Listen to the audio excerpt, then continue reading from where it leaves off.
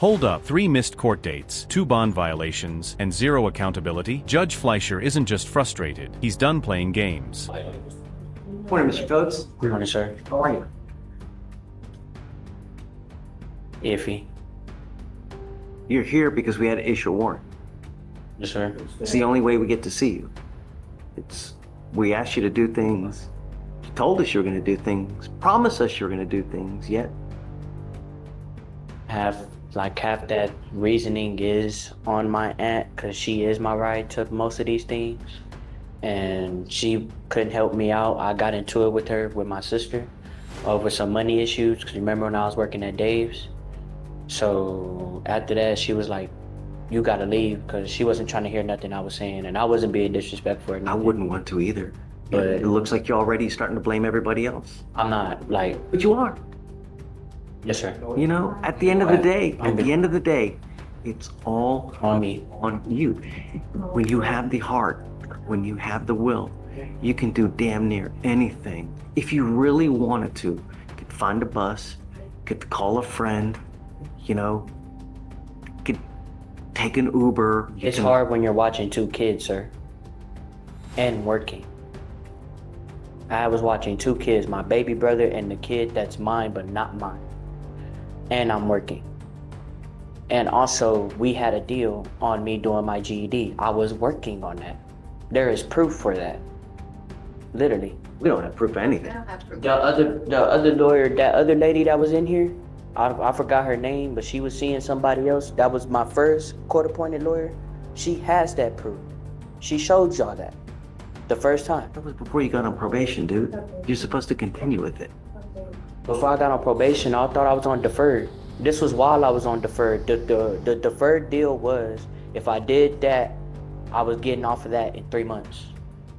That's exactly what you told me, sir. Let's break this down. In Texas, deferred adjudication means the judge gives you a chance to avoid a conviction if you follow the rules, like getting a GED. But here, no proof, no progress, no excuses. And trust me, judges take documentation seriously. I'm not lying. I'm not trying to bring nothing back. I'm not trying to argue. I understand where I'm wrong. I get it. You know what I The mean? problem is, in this world, you're only as good as the proof that you have. If you don't have proof, you have nothing.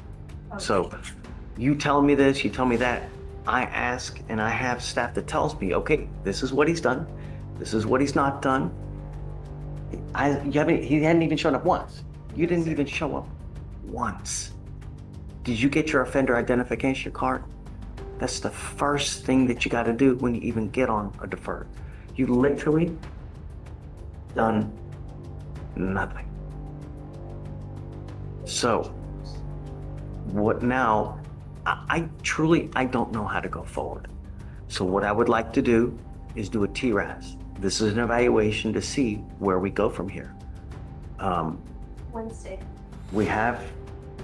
I'm gonna expedite it so you don't just sit there. We have the TREST set for Wednesday. I'd like you to talk to them to see how we go forward, and they'll give us an analysis, and they'll, talk to you, see where you are in life, what's gone on, and give us a better indication of how to go forward. But I just don't know. I'm gonna lose my job. I just found a good job. I'm learning this, what's on your table, that marble, I'm learning how to cut that and polish that. Like, it's a good job. Like, I understand I was supposed to do these things, like I've missed these things, and it's no apology could fix that, of course. But again, there was a lot going on in life. It's no excuse. It's no excuse to what I was supposed to do, and I knew I was supposed to do it. But it was a lot going on in life. My auntie was half the reason of me being a ride. She was my ride, and I don't have that ride. So now everywhere I do go, I do need the Metro now, which is not no deal, because now I'm doing this on my own. You know what I mean? Like, I ain't got to worry about kids. I ain't got to worry about no other jobs. I really wasn't though, sir. I really wasn't. I was having resources. I was having y'all help me out with this too. There's probably no proof there with that, but I was. Be that as it may, I'm doing this TREST. I'm gonna try to get it done as quick as possible. I'm gonna try to get the results as quick as possible to see how we go forward, because I just don't know. Can I have a bond? I did set you a bond. I always set you a bond. I don't hold people at no bond. Very, very few instances can I, and can I really legally hold someone at no bond? Multiple bond violations? That's a fast track to jail. In Texas, each missed appearance stacks up against you. That $10,000 bond isn't just a number, it's a warning shot. Keep skipping court, and you're looking at real time. But it would be foolish for me to just think that, let you out and hope that it happens again. You know, because I really don't like coming in here. You ain't gonna see me no more. I know you can't just do it because, again, what I already did puts an image out on me that I'm not gonna do anything for it. Like, I understand. It's reality. Perception is reality. Yes, sir. You know? So we'll set you for Wednesday. I'm not gonna set you. You want to set it for Friday? Yes. We'll set it for Friday. Hopefully we'll have a good roadmap of how to go forward on that day.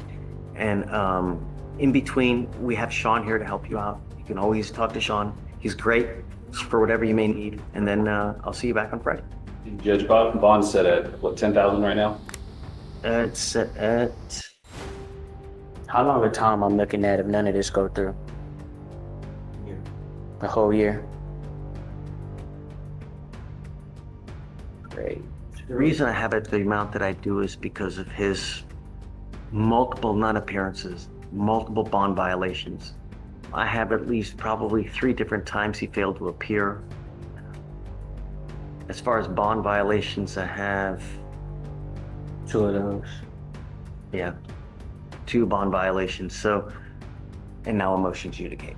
So I really think that just bond is appropriate as how it's set now. See you Friday. This wasn't just a court hearing, it was a reality check. Life's tough, sure, but court doesn't wait for your excuses. What do you think? Is the judge being too harsh, or is he right to demand more? Drop your thoughts below, and don't forget to subscribe for more real courtroom drama that hits hard and makes you think.